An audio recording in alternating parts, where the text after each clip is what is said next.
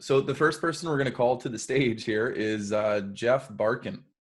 He's our first submitter, and I'm going to share his work. So Jeff, let me just make sure.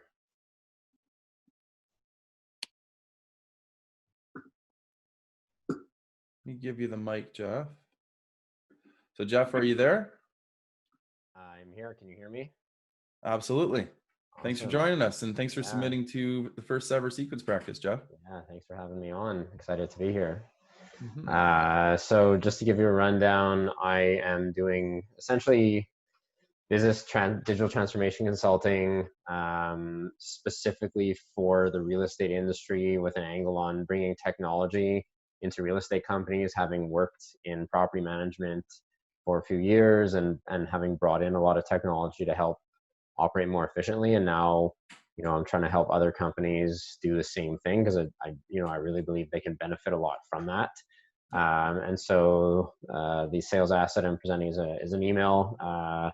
It was designed after some feedback from people I know that are of, let's say, the older generation who don't know what technology is, and we're concerned with another version of an email that explained what I do, with us focus on the technology, and they basically said that will probably make their head explode.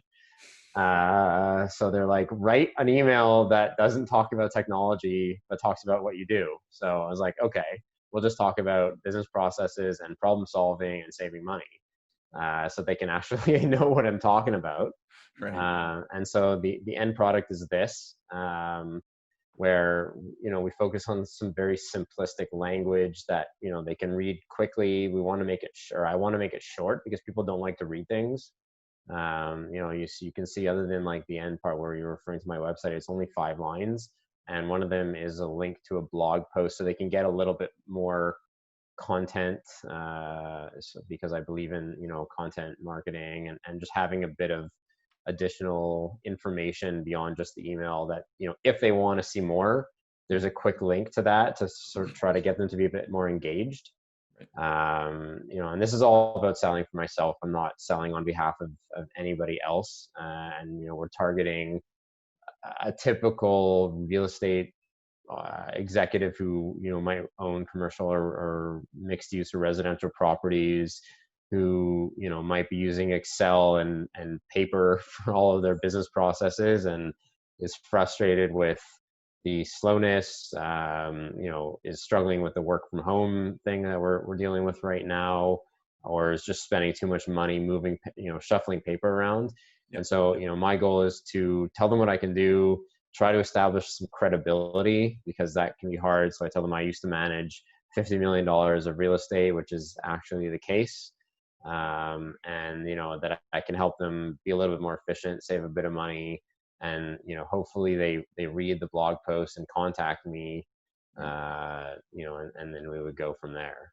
So Jeff, what kind of response have you got from this so far? Have you I've only sent it out a couple times. I've sent it to some family members and friends to send out to their network on my behalf. So, I don't have a big bank of history. I've gotten a couple of responses. I definitely couldn't give you any kind of percentage.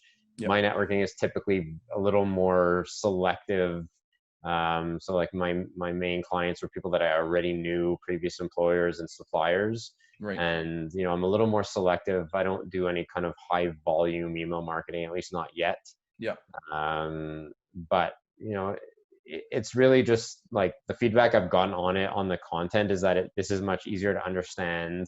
And, we'll see how it goes in the future with, whether it's going to deliver any kind of results. Sending it out on like a random basis where this is like the first point of contact, but most likely it's going to get sent out through other people who already know somebody. So like the open rate will be 100%, because, they're getting it from like, my mother or my friend or just another business associate who already knows them, who's sending them like, here's somebody I know who does this, take a look at, and, contact them if you want to. So the open rate will be quite high. I might not see that, but, not because the email is so great, but because it's being sent for somebody with, credibility to them. And then, hopefully they call me. And, so in that case, then we're going to say that we haven't had any real cold response yet. And so no, definitely not. So now, Jeff, what we're going to do is get the panel to review it, and Okay. we're going to put you back on in the attendee. And without further ado, let's. Who wants to kick it off, guys? Max or Scott? I'll dive in quickly because something. And Jeff, thank you so much for sharing, being the first brave one to go up.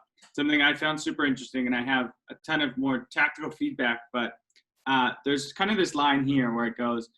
I can develop a plan studying subjects such as your software applications and staff training to identify knowledge and feature gaps so you can spend less time, blah, blah, blah. And that's very business language.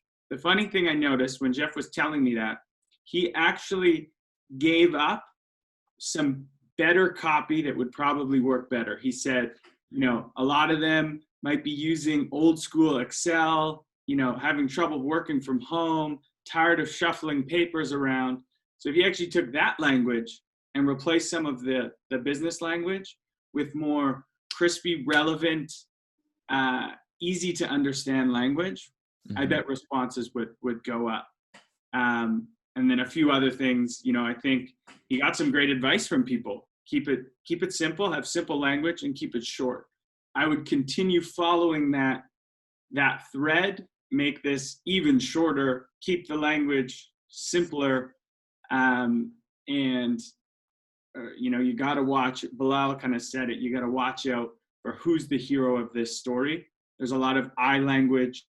There's a lot of me language. Check out my blog, give you more details on how I do this. You need to flip that and make them the hero. And there's a bunch of other stuff, but I'll shut up and let Max jump in too. Yeah, no, I agree with Scott, Bilal. I mean, you 100% called out a bit of initial feedback that I had about setting up the buyer as the hero of the story, of the narrative. Something I can empathize with, Jeff, is like selling to a demographic of people that are very much so, let's call them like laggards from a technology standpoint. I sell into the small business segment at Salesforce currently. Oftentimes companies that are just getting started, fewer than 20 total employees, migrating off of Excel out of their inbox into CRM for the first time and being exposed to Salesforce of all things. So like, my God, can I overwhelm people quickly? Yeah. And I was really good at it in a bad way with horrible outcomes at the beginning of my time at Salesforce. I would throw a bunch of technical jargon in there. And like the response rates that I was getting were awful, abysmal. I mean, probably less than 1%. So you didn't get the wow, you're smart, Max? Yeah, no. And honestly, being the smartest guy in the room is never a good thing. So I would just echo a lot of what Scott said. Boil things down, put it in simple terms that you imagine them kind of thinking to themselves. I think some of the best advice I've gotten is to put things in your customer's language, use their terminology wherever possible.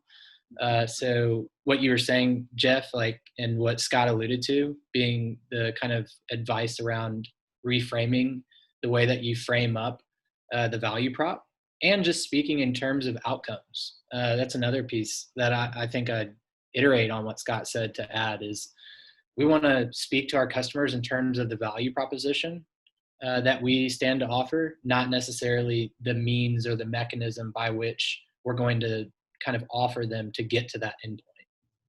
Mm-hmm. Totally. And like a perfect example with this is like the subject line. If we just look at the subject line, how you could make it more outcome based and more frame it in their language more. Instead of saying specialist in business process efficiency and digital transformation, try something that you actually served up. Say, tired of shuffling papers around and getting lost in Excel. Yeah. That is, they're going to be like, yeah, fuck yeah. I am tired of that. That's really annoying. And you're illuminating Josh Braun would call this an illumination question. You're shining a light on a problem that they might not know they have, but can relate with. So there's just an example of how to do that. I think Bilal has a great point of calling that out, right? Like in the actual copy is saying, he said, ever felt your head is spinning hearing about tech? It can be frustratingly confusing, calling that out. is really going to resonate with them. And if they see you as the person who can stop their head from spinning in tech, they're going to want to have the conversation. Yeah. Last thing I'll say here too is, I was always taught, like, what is, you just have one call to action. Right now we have, hey, visit my website, check out my blog posts. So I would just have one of those, only ever have one link and only one call to action. And a few people are saying should be a lot shorter. I agree. Yeah. I think you have maybe 2-3 sentences max on a first touch cold email like this to kind of get your foot in the door. And I'd like to add too is make sure if you're doing 2 to 3 sentences max, don't make them super long sentences just so you can go within that 3-sentence structure. We still need to care about grammar and sentence structure so that we're not coming across as, unprofessional or not competent with the work that we do. Yeah. And you kind of called it out with this arrow here, but I'll just do it again. We don't need to say, visit my website. We all know how the World Wide Web works now. They'll be able to find you. It's in your signature. They know how to find you if you've piqued their interest enough. So I think it's a wasted sentence. And on that note, Scott, good point, is on that note, when you're looking at an email, actually Max said this yesterday, is basically you're trying to tell pieces of a story in each email. So if you really want to make a really effective email, you want to tell one story, one value prop, have one call to action, and make it really simple so that they can walk away from your email with understanding the one thing you want them to remember. Google uses the see, think, and do idea. Just really think about that when you're looking at your emails. What do you want them to see? What do you want them to think? And what do you want them to do? And it's so much easier if you're doing one thing than multiple things all at once.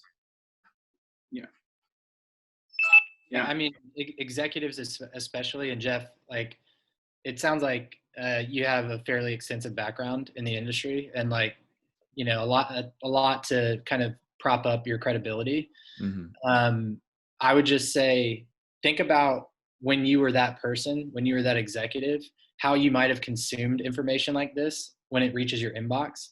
When I read an email, I'm skimming everything, because like I told Jeff, and I was joking on the front end of this call, my calendar today looks like the Rainbow Road level of Mario Kart from when I had an N64 when I was a child. It's just like back to back to back to back to back meetings. Time is our most precious commodity and limited resource. So when I read an email, the first thing I do is I'm jumping to the end of what I would consider to be your premise, right? So every email, in terms of its framework, has a premise, a body, and then a call to action, right?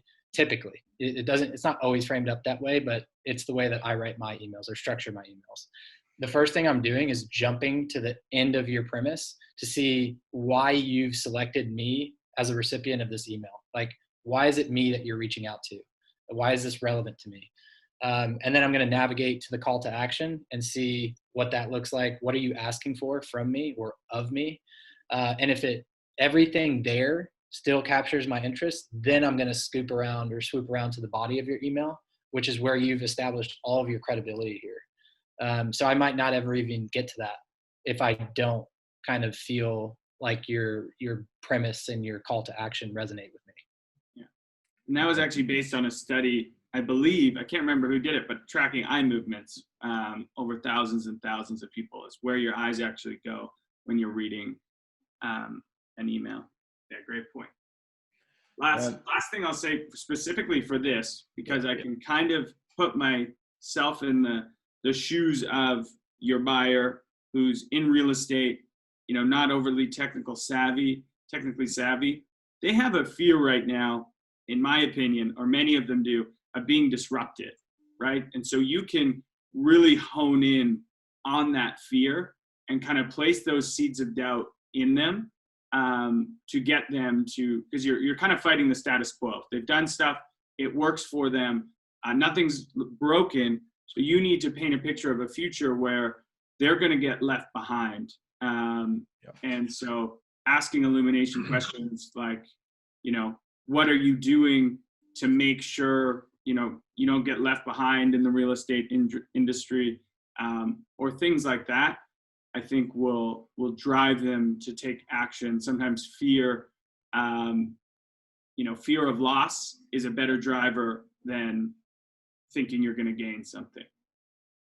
Yeah, 100%.